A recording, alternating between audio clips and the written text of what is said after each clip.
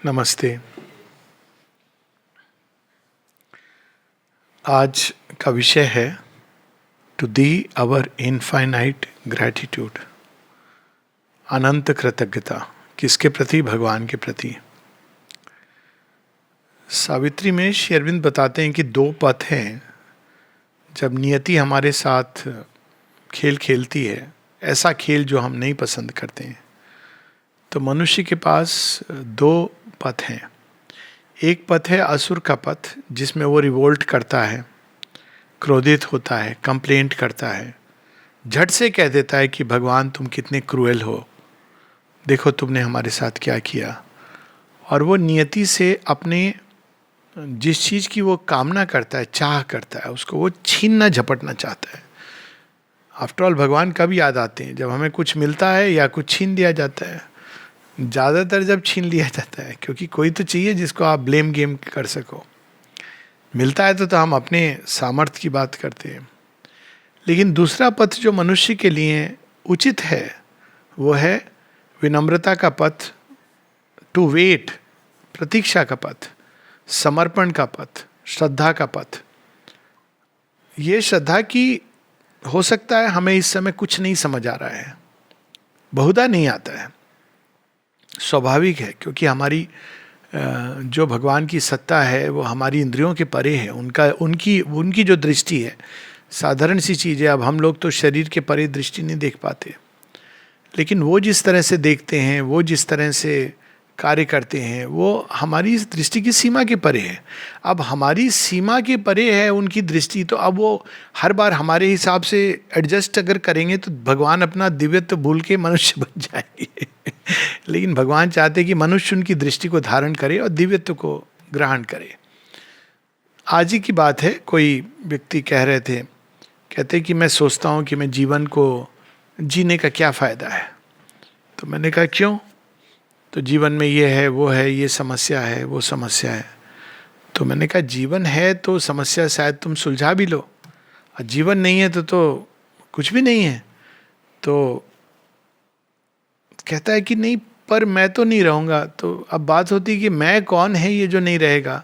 अगर शरीर मैं है तो फिर ना कोई समस्या है, ना कोई समाधान है, ना कोई भगवान है, ना फिर तो शरीर चला गया। लेकिन अगर शरीर के परे कुछ है तो फिर इसकी कोई गारंटी नहीं है कि वो समाप्त हो जाता है, वो तो रहता है अपने हिसाब से। लेकिन शरीर में जो जीवन मिलता है हम लोगों को प्रथम श्वास के साथ, वो प्रथम श्वास के साथ हमको एक बहुत बड़ा अवसर मिलता है। और सच तो ये कि कृतज्ञता का बोध वहां से प्रारंभ हो जाना चाहिए। मनुष्य को जीवन है, उसके पास सब कुछ उसका छिन गया। श्वास है, श्वास है तो जीवन है, और जीवन है तो आप वह कर सकते हो जो जीवन के बिना बिल्कुल नहीं कर सकते। और वह क्या है? हमारी श्रुति सब बताती हैं हम सबको कि वह एक ऐसी चीज है जो मनुष्य के पास है, जो देवताओं के पास भी नहीं है, असुर लोक में भी नहीं है। सब कुछ है, लेकिन एक ऐसी चीज है, वो ऐसी चीज है जो पशु पक्षी किसी के पास नहीं है, केवल मनुष्य के पास है। और माता जी कहती हैं कि उसी वस्तु के प्रयोजन से पृथ्वी बनी है। Earth is a special formation, और उसमें मनुष्य, और मनुष्य को वो चीज जो दी गई है, जिसके ऊपर सबकी नजरें गढ़ी हुई हैं, वो है चैत्य सत्ता।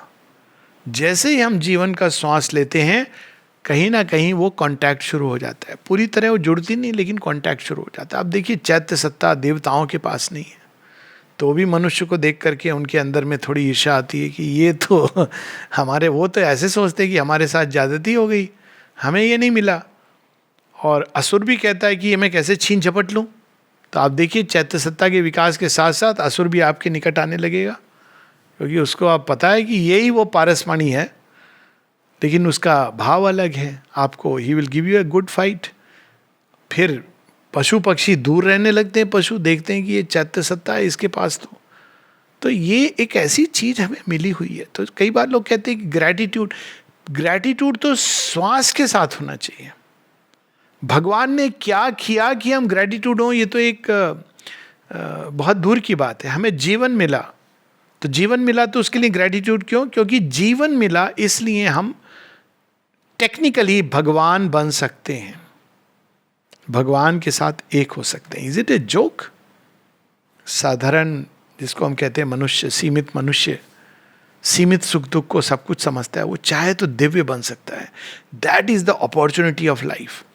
तो ग्रैटिट्यूड तो मनुष्य के अंदर, जैसे ही हम ये कहें कि डिवाइन है, तो ग्रैटिट्यूड प्रारंभ हो जाना चाहिए, क्योंकि उन्होंने हमें जीवन दिया। जीवन क्या है? एक अवसर है। गलती हम क्या करते हैं कि हम सोचते हैं जीवन दिया है हमें एंजॉय करने के लिए, तो जैसे ही वो एंजॉयमेंट छिन जाता है तो हम कहते हैं कोई स्पॉइल स्पोर्ट बैठा हुआ है। और जब कहा जाए कि वो स्पॉइल स्पोर्ट विधान है, वो विधान किसने बनाया? भगवान ने, तो भी समस्या। या आपका वो स्पॉइल स्पोर्ट भी भगवान ही है, तो समस्या उन्होंने छीन क्यों लिया? लेकिन वो छीनना क्या है? वो तो स्मरण कराते हैं हमको कि देखो तुम किस लिए आए हो, क्या तुम्हारा असल पर्पस है, तुम क्या प्राप्त कर सकते हो, तुम कौन सी चीज को लेकर के बैठे हुए हो। कल परसों संस्मरण में ये बात हो रही थी ना, फिनाइल की बोतल पर मक्खी बैठी हुई सोच रही कि शहद खा रही है। तो भगवान फिनाइल की बोतल को खींच लेते हैं, तो हमको लगता है अरे ये क्या किया रे दुनिया वाले, अब उन्होंने तो तुम शहद के लिए बने हो, ये क्यों खा रहे हो? तो जब भगवान इस तरह से करते हैं हमारे साथ तो हम नहीं समझ में आता, तो हमारे लिए हम उनके ऊपर कंप्लेंट करते हैं, ये सब कुछ करते हैं। लेकिन इतने ही नहीं है, ये तो एक साधारण में भी मनुष्य को स्मरण रखना चाहिए कि मानव जीवन एक बहुत बड़ी अपॉर्चुनिटी है, soul's opportunity. Life is the soul's opportunity. पर अगर हम इसके परे भी जाएं तो अब हम लोग पुअर लर्नर्स हैं, भगवान आते हैं बताते हैं, हम भूल जाते हैं। तो भगवान फिर कहते हैं अच्छा ठीक है मैं तुझे सिखाऊंगा। कैसे सिखाऊंगा? ऊपर से मेरी वाणी तो सुन नहीं सकता, अंदर से सुनने का तेरे अंदर सामर्थ्य नहीं है, तो मैं तेरे जैसा बन के आऊंगा। तो जब भगवान मनुष्य बन जाते हैं तो the very fact that he became human, बाद में क्या किया नहीं किया वो एक बहुत बाद की बात है, बट वो मनुष्य बन गए, मनुष्य का रूप धारण किया। यही अपने आप में काफ़ी है हमें ग्रैटिट्यूड फील करने के लिए, क्योंकि उन्होंने हमारे सामने एक ना केवल हमारी दृष्टि की परिधि में आ गए। देखिए जब भगवान मनुष्य बनते हैं तो क्या क्या होता है हमारी दृष्टि की। हम लोग कहते हैं हम भगवान को नहीं देख पाते, भगवान कहाँ हैं क्या हैं, तो अब भगवान मनुष्य का रूप ले आते हैं कि देख लो तुम मुझे, तब हम कहते हैं क्या सच में आप भगवान हैं? अब ये दूसरी समस्या हो जाती है। तो भगवान कहते हैं आपके, भगवान की दृष्टि से अगर देखें वो कहते हैं मेरे शुद्ध स्वरूप में तुम देख नहीं पाओगे, तो मैं इस रूप में आ रहा हूं जो तुम ग्रहण कर पाओगे, लेकिन मैं वही भगवान हूं। डायरेक्टली माताजी श्री अरविंद की डायरेक्टली कह रहे हैं। लेकिन अब मनुष्य की दूसरी, अब ये तो अपने आप में कि जिस भगवान को देखने का मनुष्य में सामर्थ्य नहीं, योगी ऋषि हजारों वर्ष तपस्या करते हैं, जब वो हमारी दृष्टि की सीमा में आ जाते हैं। नहीं तो हम लोग कहते हैं हमने प्रेयर करी, आपने सुना कि नहीं सुना, वो लिख करके जवाब दे रहे हैं। तो यही अपने आप में कृतज्ञता महसूस करने की बात है। मनुष्य का शरीर धारण करना itself is a reason for being grateful to the divine. ये दूसरा कारण। पहला तो मैंने कहा श्वास के साथ ग्रेटिट्यूड होना चाहिए, क्योंकि मनुष्य का जीवन, ये सब जो हम लोग सुनते हैं, देखो पीड़ा कष्ट में आ गया संसार, ये बड़ी वो क्या कहते हैं पेसिमिस्टिक फिलॉसफी। अरे पीड़ा कष्ट क्या, ये तो द्वार पे खड़ा कर दिया भगवान ने कि अब देख तुझे शॉर्टकट से अपने पास ले जाता हूं। ये जो कष्ट का द्वार है ना, यही इसी बस ये थोड़ी सी अग्नि है, इससे निकलेगा तू तो वहां पर मैं खड़ा हुआ हूं। He has made it so simple. दूसरा, भगवान मनुष्य का रूप धारण करते हैं, जो हम देखते हैं माँ श्री अरविंद। अब श्री अरविंद बताते हैं कि सावित्री में जब अनुभव जो बताते हैं कि क्या है, उसमें एक जगह माता जी इस बात को बताती हैं। माता जी कहती हैं the divine mother, advent of the divine mother and the process of adaptation to the falsehood of earth nature. हम कल्पना कर सकते हैं कि जब उन्होंने शरीर धारण किया होगा उनको कैसा लगता होगा चारों तरफ देख के। हम लोग इधर नहीं, हम मनुष्य की तरह जन्मे, मनुष्य ऐसा होता है वैसा होता है। हम उनको देख के क्या लगता होगा, ये मनुष्य है, ये सोचते हैं, इस तरह जीते हैं। मैंने तो इस संसार को, सृष्टि को एक महत् प्रयोजन से प्रारंभ किया था, विल कि इसको डिवाइन बनेगी। और मनुष्य तो यहाँ पर इस अवस्था में पड़े हुए हैं। मोजेस के साथ क्या हुआ था? मोजेस ने जब फ्रीडम दे दी सब स्लेव्स को रामसेस से, तो वो फ्रीडम लेके वो आए तो फ्रीडम मिल गई, स्लेवरी से फ्रीडम मिल गई, लेकिन अंदर में तो वो भी दास हैं। अंदर की फ्रीडम मिली नहीं है। तो स्लेवरी से फ्रीडम मिल गई, लेकिन अपनी दासत्व से, अपने अहंकार के दासत्व से मुक्ति नहीं मिली। तो आती उन्होंने उत्पात मचाना शुरू कर दिया। मोजेस चले गए मेडिटेशन करने के लिए और इन्होंने उत्पात मचाना शुरू कर दिया। अब आई बी ए फ्रीडम, जो मर्जी करो। फ्रीडम से हम यही समझते हैं। तो मोजेस बाहर आते हैं और पत्थर लेके उस पर 10 कमांडमेंट्स कि भाई ऐसे नहीं कि तुम कुछ भी करोगे, वो फ्रीडम अब तुम स्वेच्छा से स्वयं पर नियंत्रण करोगे। तो भगवान आते हैं, ना केवल मनुष्य के परिधि के अंदर आते हैं, परंतु हमें मार्ग दिखाते हैं कि देख तुझे, तू मार्ग को भूल गया है, वो बंद हो जाता है over a period of time. इसे वो कहते हैं धर्मस्य ग्लानि। हर बार आते हैं, एक मार्ग दिखाते हैं।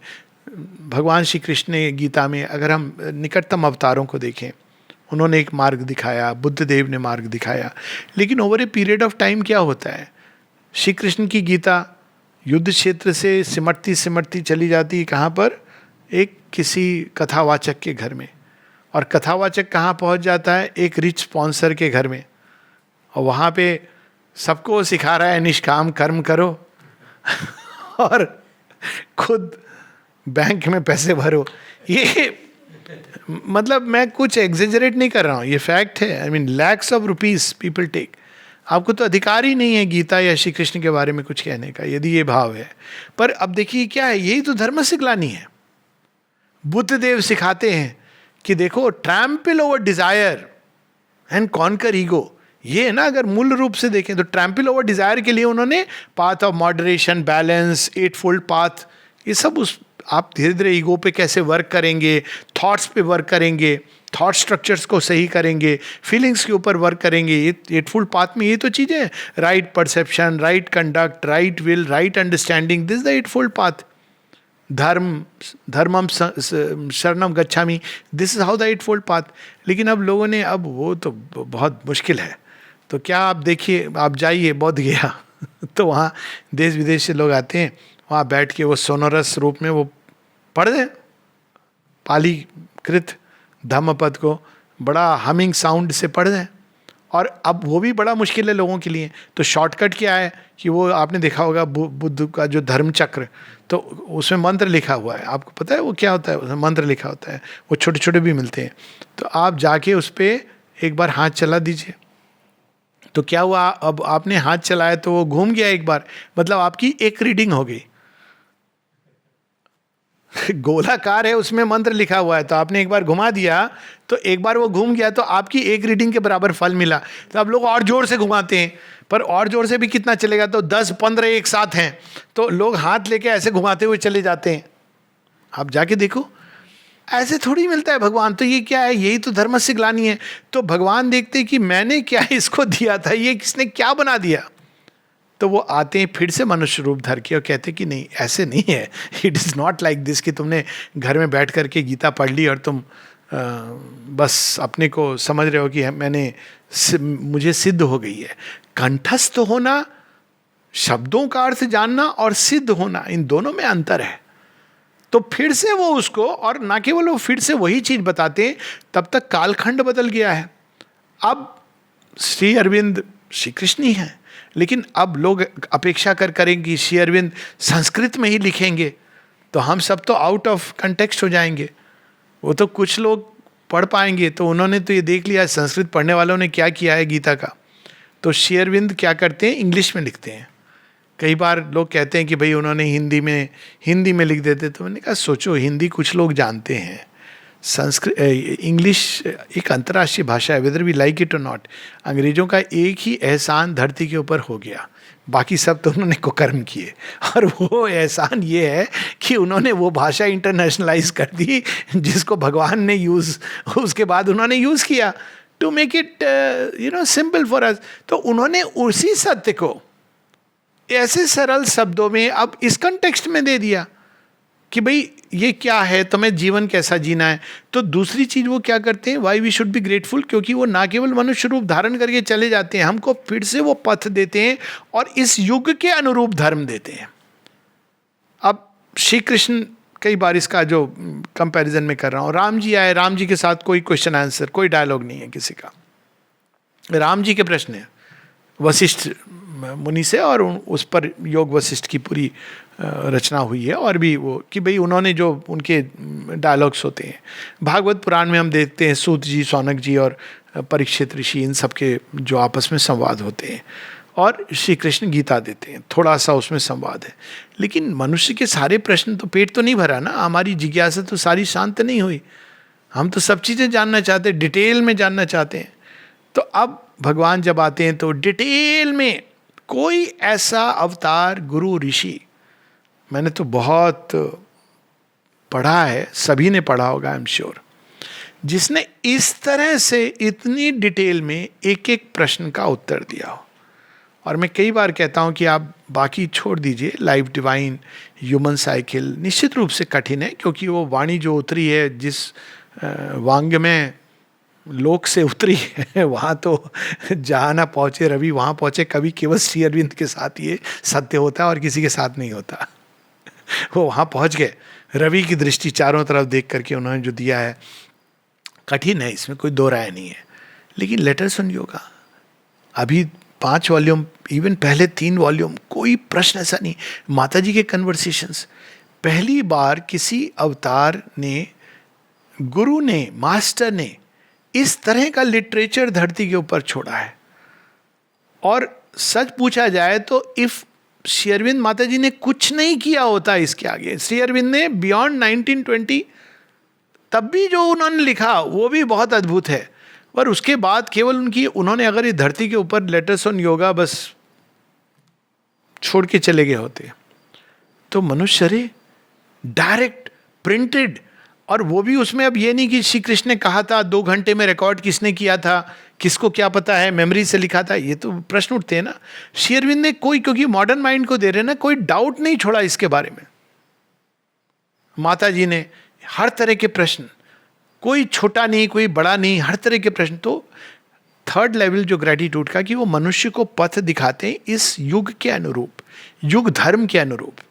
तो ये वो युग है जिसमें माइंड एक्टिव है, और इंटेलेक्चुअल माइंड के जो क्वेश्चन हैं, जो मेटीरियलिज्म में धंसा हुआ है, अर्जुन के प्रश्न उससे भिन्न है। अर्जुन के प्रश्न कर्म से कनेक्टेड है, मैं क्या करूं, करूं या ना करूं, टू डू और नॉट टू डू। लेकिन आज की जो आधुनिक मानसिकता है वो तो उसके केवल ये प्रश्न नहीं है, वो तो सीधा भगवान से, आपने बनाया क्यों सारी सृष्टि, ये जड़ तत्व क्या है इसके बारे में बताइए, वो क्या है इसके बारे में बताइए। तो वो सारा कुछ विस्तार से देते हैं, श्री अरविंद प्रस्तुत करते हैं। फिर एक चौथा प्रश्न होता है कि आपने ये सब दिया, लेकिन हम कैसे चलें। अब श्री कृष्ण ने गीता अद्भुत, लेकिन अब श्री कृष्ण का आप जीवन पढ़ें तो आप देखेंगे कि उसमें उन्होंने उसको जिया है, पर फिर भी वो बड़ा कठिन होता है उस चीज़ को ऐसे ढूंढना, क्योंकि अब उनकी जो स्टोरीज हैं लाइफ की, उसमें एक मिथोलॉजिकल, एक लीज एंड एस्पेक्ट, कई चीज़ें जुड़ गई है। तो कई बार कठिन होता है इस चीज़ को समझना कि where is the human Krishna struggling with life. एक के मुंशी ने प्रयास किया इसका, जो 7 वॉल्यूम उन्होंने कृष्ण अवतार पे, where you see the human Krishna facing the challenges of life. अब आप खुद सोचिए, क्या अब वो बड़े भैया हैं उनके, और उनको भी बैलेंस करना है, उनकी भी बात सुननी है, साथ में वो धर्म के विमुख नहीं हो सकते। युधिष्ठिर को जानते कि धर्म राज्य इनको ही मिलना चाहिए, साथ में इधर वो सारे लोग हैं, इन सब के बीच में बैलेंस करके घर परिवार सबको कैसे उन्होंने जीवन जिया है। Just try to imagine once. हम लोग तो केवल बस आयो रे कान्हा होली आई, look at his life, what a life. जन्म से परस्यू कर रहा है कोई ना कोई डेमन, चैन से कहते हैं कि 4 दिन बैठने दो, कभी ये रूप में आ जाएगा, कभी उस रूप में आ जाएगा। तो if you look at life of Shri Krishna, वो तो पूरी त्याग और तपस्या का जीवन है। अच्छा, अब वो फिर भी हम लोगों ने उसमें ऐड कर दिया। तो अब चौथी चीज क्या करते हैं अवतार, हमें अपने व्यक्तिगत उदाहरण से दिखाते हैं। सावित्री में एक लाइन है ना, he who must save the race lives bare and calm. मैं तो श्री अरविंद माता जी के जीवन को, कि इस पर बहुत, तो पूरा अपने आप में पूरा एक अनंत विषय है। लेकिन ये कुछ चीज़ें अगर हम देखें कि श्री अरविंद ने, अगर एक चीज अगर हम मेटाफोरिकल उसमें कहें, तो श्री अरविंद ने संसार को क्या दिया, वह प्रकाश जो मनुष्य के पास उपलब्ध नहीं है, है ना।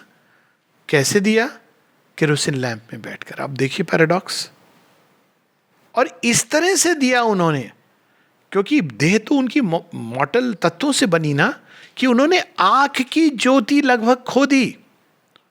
आप श्री अरविंद की आंखों को जब देखते हैं ना, then you will realise it toward the end. वो कैसे लेकिन जानते थे कौन है? By the contact of consciousness. Amal Kiran इसका बड़ा सुंदर वर्णन करते हैं कि अमल किरण जाते हैं, लास्ट दर्शन की बात करते हैं, तो कहते हैं Shri Aurobindo could not that way physically completely, मतलब जिसको ह्यूमन आइज का जो तरीका है, तो कहते हैं श्री अरविंद, लेकिन अमल किरण जैसे ही पास में आते हैं, श्री अरविंद माँ से पूछते हैं, अमल किरण, अमल? तो माँ कहती है हाँ. तो फिर वो बताते हैं, because he could know things purely by contact of consciousness. पर आप सोचिए एक क्षण के लिए कि सारे संसार को प्रकाश देने में the cross his payment for the crown he gave, सारे संसार को प्रकाश देने की प्रोसेस में जो अपनी दृष्टि को, भौतिक दृष्टि को दांव पे लगा दे, इज इट ए जोक? हम सब कहते हैं लेट अस ऑन योगा, ये वो डायरेक्टली, बट क्या हमने कभी सोचा एक क्षण के लिए टेंडर फीलिंग्स के साथ कि उनको कैसा लगा होगा? मतलब he is divine but he is in a human body, कैसा उनको प्रतीत होता होगा? और उसके बाद भी जब लोग उनको इनग्रेटिट्यूड के भाव से, आपने लिखा है सुपर माइंड, रियली कैसा उनको महसूस होता होगा? वे लोग जिनको वो अपने रक्त से पोषित कर रहे हैं, hard is the world redeemer's heavy task, the world itself becomes his adversary, his enemies are the beings he came to save. एक जगह और एक लाइन है, with her heart's blood she must feed the foe. जो उनका शत्रु है, जगन माता अपने शरीर के रक्त से उसको पोषित कर रही हैं. सोचिए आप कि मैं तुझे पूरा मौका दूंगी चेंज होने का, पोषित भी कर रही हैं. तो इस प्रकार से उनके जीवन को जब देखें कि किस तरह से उन्होंने, और कोई डिमांड नहीं, कभी नहीं, लोग डिसाइपल्स का आना जाना, एक जगह छोटा सा संस्मरण है निरोधा का, वो बहुत अद्भुत है कि सावित्री डिक्टेशन के समय 12 ईयर्स में बताते हैं कि उन्होंने, उनको टेनिस खेलने जाना था, अब उनका टाइम हो रहा था, 4:30 बज गया जो भी, तो वो एक हल्के से पूछते हैं श्री अरविंद से, मे आई गो? अब सोचिए आप, सावित्री का गंगावतरण हो रहा है, तो श्री अरविंद ये नहीं कहते हैं no no I am dictating, don't you know how what a disciple should be. Shri Aurobindo कहते हैं, oh do you have to go? बस परफेक्ट जेंटलमैन. और निरोधा कहते हैं, पहली बार मैंने ये जाना कि ही, जो माँ ने हमेशा कहा है, वो जाते हैं लेकिन उनके दिल में ये लगता है, प्रतीत होता है कि he who wants to serve the divine must be attached to nothing. कहते हैं कि पहली बार उन्होंने इस चीज को जाना कि जिसको भगवान की सेवा करनी है उसको किसी प्रकार का अटैचमेंट नहीं होना चाहिए. वो कहते हैं कि it is very difficult human nature के लिए, लेकिन क्योंकि वो, और श्री अरविंद कैसे, do you have to go, मतलब जाना जरूरी है क्या इतना? Okay go. ऐसे हैं श्री अरविंद. मतलब कोई कल्पना कर सकता है कि पूरा आश्रम जिनके एक इशारे पर वो कुछ कह दें तो 1000 लोग खड़े हो जाएं यहीं पर, लेकिन वो इशारा करे तब ना.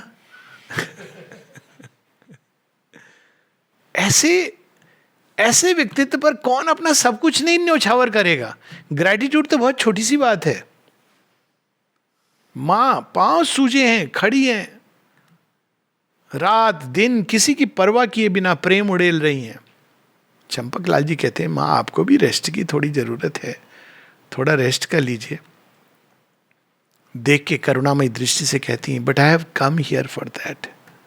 मैं रेस्ट करने नहीं आई हूं, मैं कार्य करने आई हूं. मनुष्य प्यार का भूखा है, प्रकाश का भूखा है. प्रकाश की भूख श्री अरविंद मिटा रहे हैं और प्रेम की भूख माता जी मिटा रही हैं. कौन प्यार नहीं करेगा उनसे? मुझे तो आश्चर्य होता है कि why people can't love them. और अगर उनसे हम प्यार नहीं कर सकते तो किनसे हम प्यार करेंगे? किसके प्रति हम ग्रेटिट्यूड महसूस करेंगे? रियली अगर हम जीवन को देखें तो जो अपने जीवन के उदाहरण से दिखाते हैं कि पथ पर कैसे चला जाता है। इसीलिए मैं हमेशा कहता हूं कि आपको श्री अरविंद को पढ़ना कठिन लगता है, समझ आता है कठिन है श्री अरविंद को, तो आप उनकी जीवनी पढ़ लीजिए, केवल उनका प्री पौंडीचेरी डेज पढ़ लीजिए। ऋषभ चंद की जो बायोग्राफी है Shri Aurobindo his life unique, अब और एक नई निकली है मनोज दा की, मैंने पढ़ा नहीं है लेकिन सुना है कि अच्छी है, देखा है जो उनके एक विस्तार से है, वो पढ़ लीजिए आप, देखिए कि कैसा जीवन जीते हैं। अब वो बाहर का नहीं, उनके अंदर का जो त्याग है, जो तपस्या है। श्री अरविंद के जीवन को देखो तो बस 2 शब्द आते हैं, त्याग तपस्या, और बैकग्राउंड में चल रही है भक्ति और समर्पण, अथाह भक्ति, जगन माता के हाथ में मैंने जीवन सौंप दिया है, और बाहर से त्याग और तपस्या, करुणा, किसके लिए कर रहे हैं? बिल्कुल जैसे गीता में श्री कृष्ण कहते हैं कि मुझे कोई कर्म ऐसा नहीं है जो मुझे करने की जरूरत है, और कोई ऐसी चीज जो मैं प्राप्त करना चाहता हूँ, लेकिन फिर भी मैं ये कर रहा हूँ क्योंकि यदि मैं कर्म नहीं करूँगा तो सारा संसार, सृष्टि विनाश की ओर चली जाएगी। श्री अरविंद भी एक जगह यही कहते हैं, it is not for myself that I want to bring down the super mind, I have no need for the super mind और सच्चिदानंद, ये सब तो रियलाइज कर चुके हैं।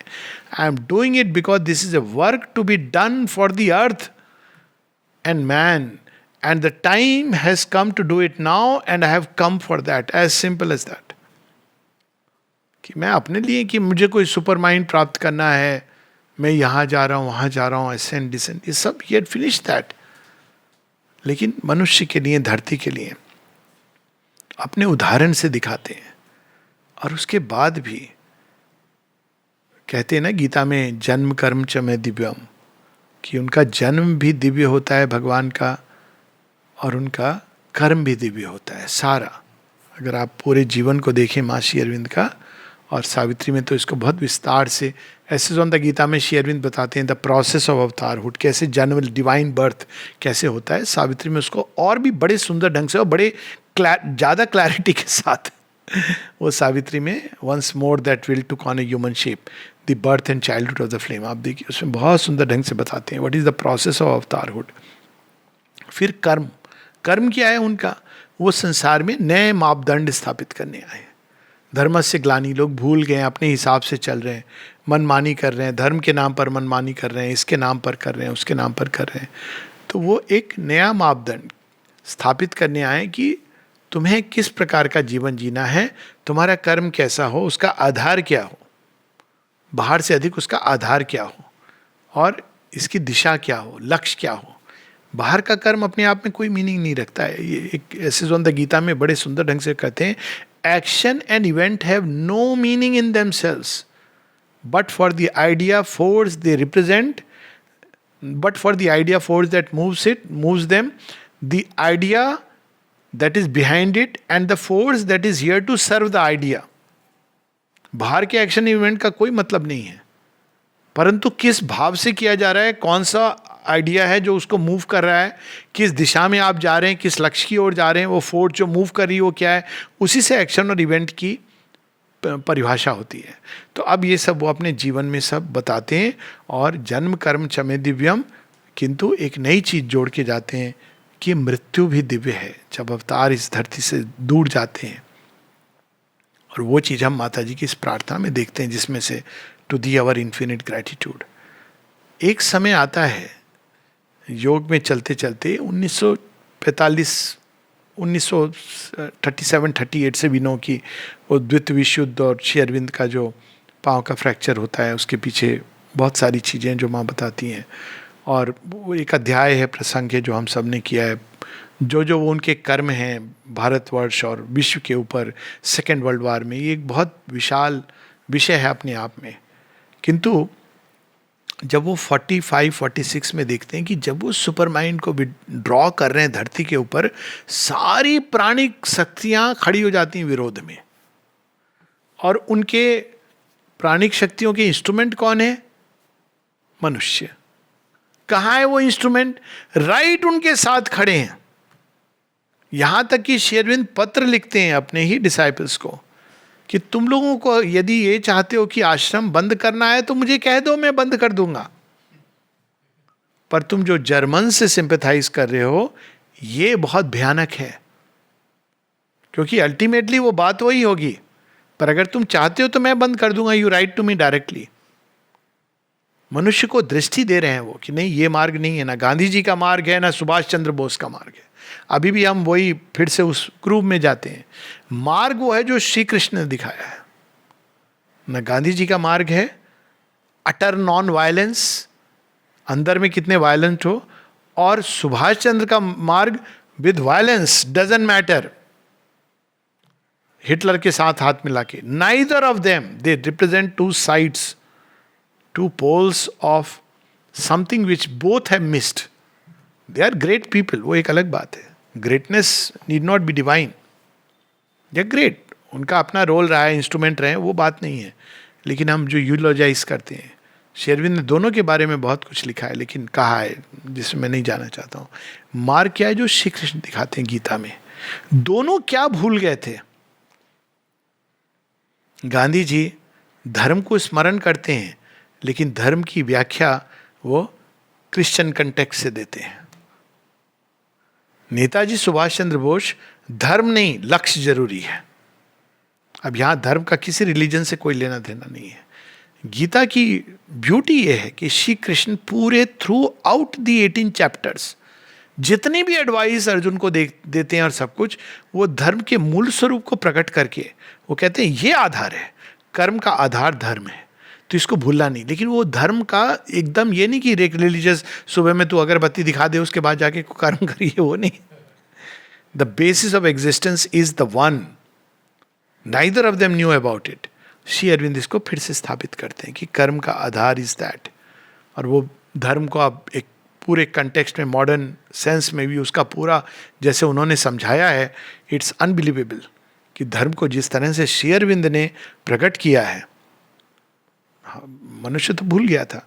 तो अब इस तरह से जब वो 45-46 में देखते हैं कि ये तो हर बार निश्चेतना से और वाइटल फोर्सेस आ जाती हैं, तो क्या किया जाए? जब श्री अरविंद से उस समय कोई पत्र लिख के पूछता है कि आप क्या कर रहे हैं, आप तो सुपर माइंड में एंजॉय कर रहे होंगे, श्री अरविंद कहते हैं we are no, I am not busy with the empyrean, I am busy with the subconscient. अवचेतन में गया हूं। उन्होंने मनुष्य को उस समय ब्लेम नहीं किया, मनुष्य ही था जिसको इंस्ट्रूमेंट बनना था चेंज का, लेकिन मनुष्य क्या कर रहा था? असुरत्व की तरफ धंसता चला जा रहा था। तो मनुष्य को ब्लेम नहीं करते, वो कहते हैं वो तो कुछ भी नहीं है, खिलौना है, असल लोग तो पीछे खड़े हैं। तो वहाँ चले जाते हैं निश्चेतना में लड़ने के लिए। वो पोएम की जिसकी मैं बात कर रहा था, the Pilgrim of the night, I made an assignation with the night. भगवान कहते हैं कि मुझे मिलना है। आपको किससे मिलना है प्रभु? लोग तो आपसे मिलना चाहते हैं, आप किससे मिलेंगे? नाइट से, अंधकार से, निश्चेतना से। अच्छा, कहाँ मिलेंगे? I made an assignation with the night. वो तो आएगी नहीं, आप तक पहुंच नहीं सकती। हाँ पता है। In the एबिस was fixed our rendezvous. मैं जाऊंगा उसके घर। अच्छा, कैसे जाएंगे आप? क्या करने जाएंगे आप? उससे लड़ेंगे, उसको नष्ट करेंगे? नहीं। क्या करेंगे? Carrying in my breast God's deathless light, I came her dark and dangerous heart to woo. मैं तो उससे मैत्री और प्रेम, वो विवाह, मैं तो इसलिए जा रहा हूं। Can we imagine? और वो कहते हैं कि माइंड पीछे चला गया, लाइफ के जितने अनुभव, और मैं अब मैटर की ब्लाइंड एलेज में चला गया हूं। लेकिन फिर भी ये जो मेरे पद चिन्ह हैं जो इसमें उतरे हैं, they will be the footprint tracks of immortality. तो श्री अरविंद का जो लास्ट एक्ट भी जो हम देखते हैं, लास्ट एक्ट तो नहीं है, last act of this gross earthly frame, वह भी उन्होंने मनुष्य के लिए कि somebody had to go to deal with the resistance of the inconscient, जो पीछे से काम कर सकें। तो माता जी श्री अरविंद में जब ये बात होती है तो श्री अरविंद कहते हैं I will go, you stay here, your body is prepared for the transformation. फिर भी देखिए वो लास्ट लीला का चूंकि हम बात कर रहे हैं, बड़ा मार्मिक चैप्टर है कि माता जी शेरविन जानते हैं कि माता जी जानती हैं कि मैं रहूंगी सामने तो ये शरीर नहीं त्याग छोड़ेंगे. और and he has decided to go because she wanted, asked him, he said no I will not take this body. तो आप देखिए बड़ी इंटरेस्टिंग चीज़ है कि माता जी कुछ देर के लिए जाती हैं अपने कक्ष में, बता के जाती हैं कि call me when the time comes, that is the time he leaves.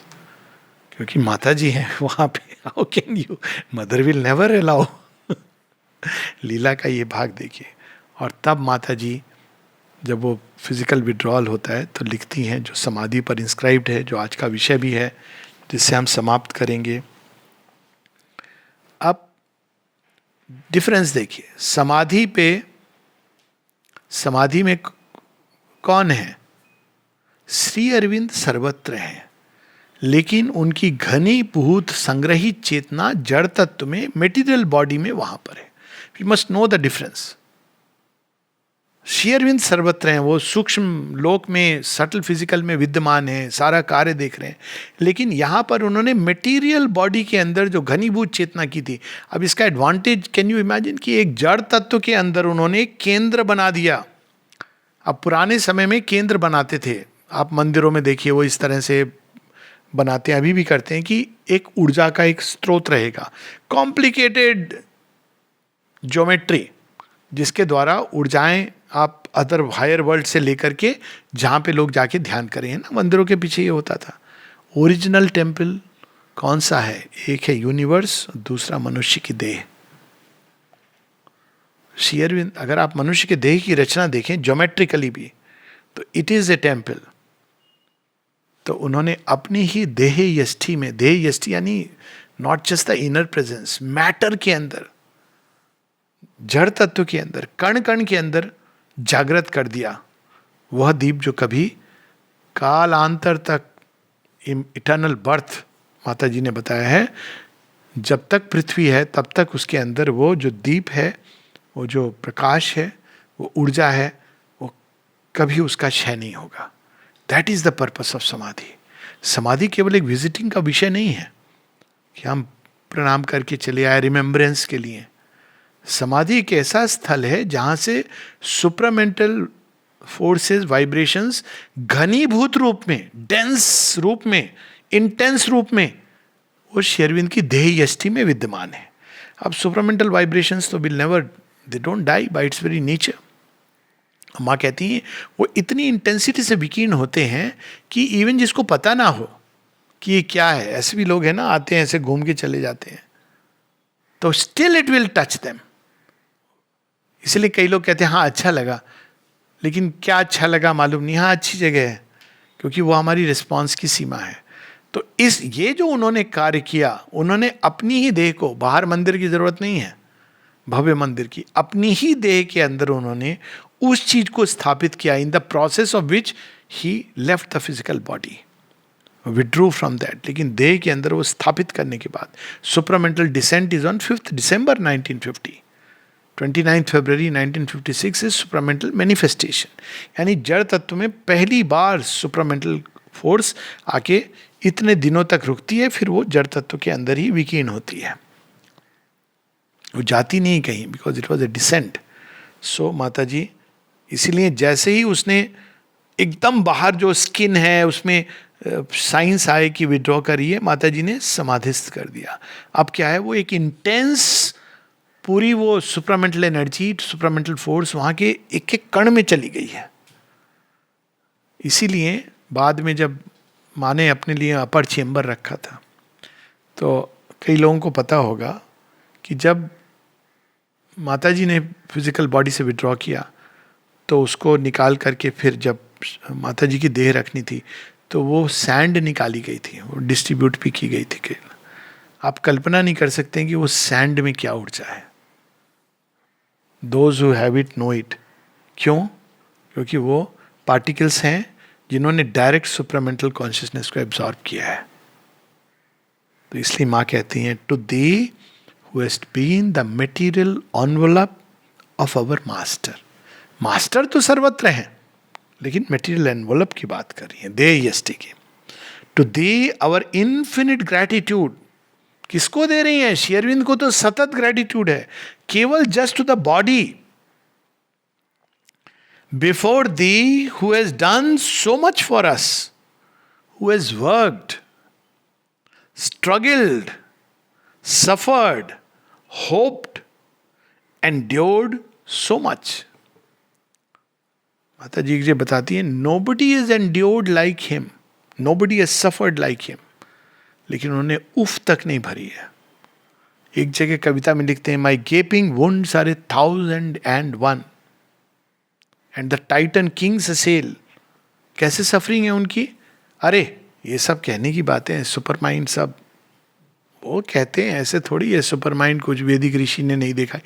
अभी भी कहते हैं लोग, लेकिन उस समय भी आप उनके पत्रों को देखिए, कैसा प्रतीत होता होगा उनको कि मैं जिस चीज को देख रहा हूं साक्षात देख चुका हूं, कर चुका हूं, और मैं इनके लिए ला रहा हूं, और यही डाउट कर रहे हैं. श्री अरविंद एक जगह कहते हैं ना, जब उनसे किसी ने पूछा ये हम इतनी जल्दी यहाँ प्रोग्रेस क्यों नहीं करते, हालांकि अभी ये सत्य नहीं है, तो श्री अरविंद कहते हैं क्योंकि यहाँ पे भक्ति का अभाव है. फिर वो कहते हैं बिकॉज मॉडर्न कंडीशंस में मुझे ये, मेरे डिसाइपल्स मॉडर्न हैं और मॉडर्न कंडीशंस में मुझे योग देना था, analytical mind. Before thee who hast willed all, किसने ये संकल्प धरती के अंदर बोया? पारिजात का वृक्ष, श्री अरविंद ने. इसके पहले किसने फिजिकल ट्रांसफॉर्मेशन की बात सोची है? अटेम्प्टेड ऑल, संकल्प उन्होंने डाल दिया. अब ये नहीं कि संकल्प मैंने डाल दिया बाकी तुम खुद करो, मेरा काम है तुम्हें एक नई प्रॉब्लम पकड़ा देना, नहीं करूंगा भी मैं. Attempted all, prepared, achieved all for अस. यहां माता जी एक वर्ड यूज करी, अचीव्ड. सब कुछ उन्होंने अपने देह में, जब श्री अरविंद 5 दिसंबर को, he finally made sure that the super mind descended into matter. एक फंडामेंटल काम उस दिन हो गया था. Achieved all for us, before thee we bow down and implore. क्या माँ पूछ रही हैं? That we may never forget even for a moment all we owe to thee. सब भूल जाइए, कोई बात नहीं है, लेकिन माँ श्री अरविंद को कभी विस्मृत नहीं होने देना. एक बच्ची ने पूछा मुझे कुछ दिन पहले, दा यदि मैं माँ को भूल गई, मुझे डर लगता है कि यदि मैं माँ को भूल गई तो क्या होगा. तो मैंने कहा चिंता मत करो, माँ तुम्हें स्मरण करवा देंगी अपने तरीके से. क्योंकि हम भूल जाते हैं, भगवान नहीं भूलते. लेकिन कितना अच्छा हो यदि हम भी कभी ना भूलें, सब भूल जाए. कौन किसका आया गया, कौन आपके बारे में क्या सोचता है नहीं सोचता है, किया दिया, लिया दिया, आया गया. लेकिन भगवान को विस्मृत कभी नहीं करना चाहिए. वही आधार हैं हम सबकी सृष्टि के, और उनको भूल जाना मतलब फिर बस एबिस है. आपके साथ पूरा संसार खड़ा है, लेकिन भगवान को आप भूल गए तो दुर्योधन की स्टोरी पता है. क्या बोला था प्रारंभ में उसने? गीता में ये डायलॉग आता है ना, दुर्योधन खड़ा होता है, सर्वे करता है आर्मी को, फिर वो पितामह से और द्रोण से कहता है ये देखो पांडव को, कौन है उनकी तरफ? बस एक अर्जुन और भीम है, और इक्के दुक्के दिख रहे हैं मुझे. यहाँ भीष्म है, द्रुपद हैं, चिकितान हैं, ये हैं वो हैं, उधर सात्विकी है, 2-4 नाम गिनाता है. यहाँ तो देखो, और स्वयं मैं हूं. और सेना देखो हमारे सामने तो वो शून्य के बराबर है.